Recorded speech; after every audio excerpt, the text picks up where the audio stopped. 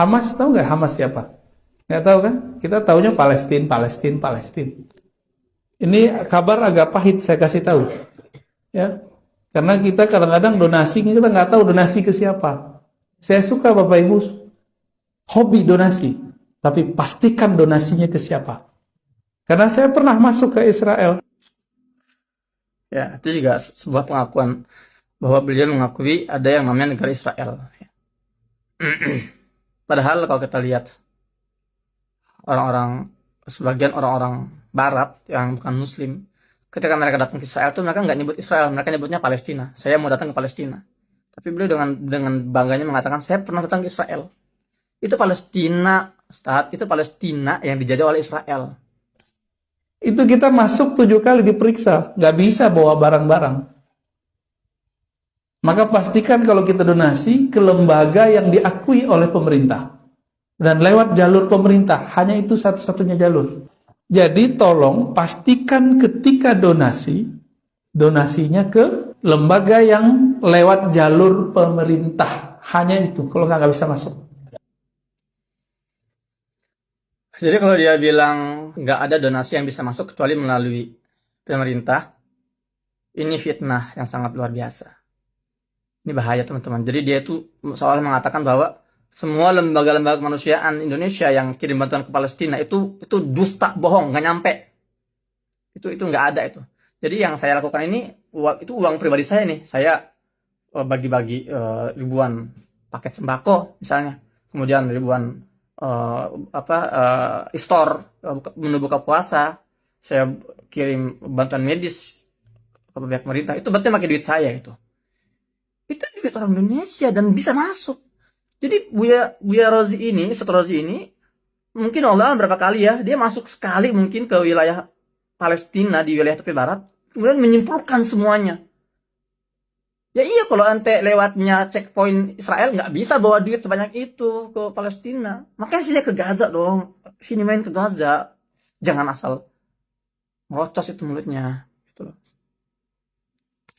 Karena bagi Hamas, siapapun yang berdamai dengan Israel berarti dia antek Israel. Nah, ini logikanya sudah nggak nyambung. Hamas kemudian sampai hari ini menganggap siapapun Muslim Palestina yang ingin damai dengan Israel itu antek Israel dan boleh dibunuh. Ya Allah. Ini sebuah fitnah yang sangat keji dan memalukan keluar dari mulut seorang tokoh agama yang banyak didengar suaranya. Mana ada Hamas membolehkan membunuh sesama Muslim hanya karena berbeda pandangan politik. Ya, ini keterlaluan. Saya sudah buat konten sebelumnya tentang Hamas dan Fatah. Saya hidup di Gaza ini nggak sehari dua hari. 12 tahun saya di Gaza. Teman-teman saya itu ada anak-anak muda yang simpatisan terhadap Hamas, simpatisan Hamas gitu ya. Teman-teman saya juga ada simpatisan Fatah. Teman-teman saya ada simpatisan Jabhah Sya'biyah, Jihad Islami. Dan kita semua nggak ada itu kata-kata yang mengatakan Hamas memperbolehkan membunuh Muslim yang beda dengan dia, artinya yang mau berdamai dengan Israel disebut antek Israel dan boleh dibunuh. Antum perhatikan Ustaz, antum itu yang antum tuduh siapa itu? Itu bukan orang sembarangan. Mereka yang mengorbankan darah dan nyawanya untuk mempertahankan negeri Palestina, negeri para nabi.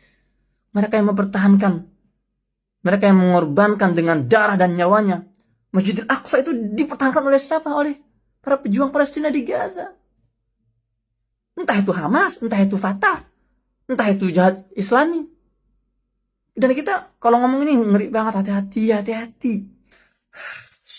Sebagai penutup saya ingin sampaikan satu hadis dari Abu Umamah. Dia mendengar Rasulullah SAW pernah bersabda, La tazalu ta'ifatun min ummati 'ala ad-din zahirin li'aduwwihim qahirin la yadurruhum man khalafahum illa ma asabahum min la'wa hatta ya'tiyahum amrullah wa hum kadzalik.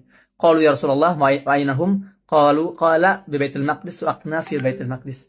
Kata Nabi SAW, akan ada satu golongan kecil taifah dari umatku yang senantiasa berjuang tampil dalam kebenaran dan selalu menggetarkan, berhasil memukul mundur musuh-musuhnya. Dan mereka akan dilecehkan, akan direndahkan, akan difitnah. Tapi itu nggak berdampak pada semangat mereka.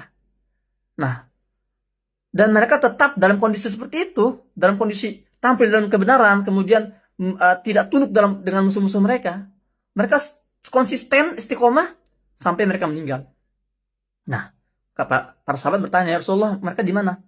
Apa jawabannya? Hum di Baitul Maqdis wa aknafu Baitul Maqdis. Mereka itu orang-orang di sekitar Baitul Maqdis, di Baitul Maqdis dan sekitar Baitul Maqdis. Ya. Kalau para ulama hari ini menyebut para pejuang-pejuang Gaza inilah, mereka inilah yang dimaksud oleh hadis Nabi itu. Mereka yang dimaksud dalam hadis Taifah Mansurah itu. Orang-orang Baitul Maqdis di Yerusalem dan sekitar Baitul Maqdis, yaitu orang Palestina di Gaza dan sekitarnya. Kok orang-orang seperti ini dituduh dengan tuduhan fitnah yang keji seperti ini, dibilang ini teroris, ini membolehkan membunuh sesama muslim.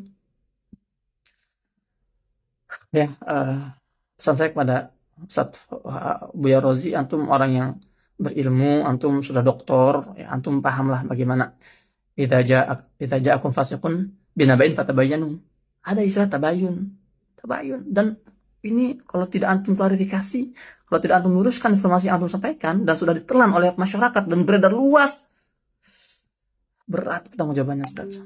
Adapun tugas buat kalian teman-teman, postingan ini disebar seluas-luasnya untuk meluruskan fitnah yang terlanjur beredar di atas. Fitnah yang terlanjur beredar barusan. Tolong diluas. Antum punya kewajiban yang sama dengan yang saya miliki, yaitu untuk menyampaikan informasi yang sesuai agar fitnah berhenti, agar fitnah ini tidak terus meluas. Demikian, semoga bermanfaat. Saya Muhammad Hussein. Assalamualaikum warahmatullahi wabarakatuh.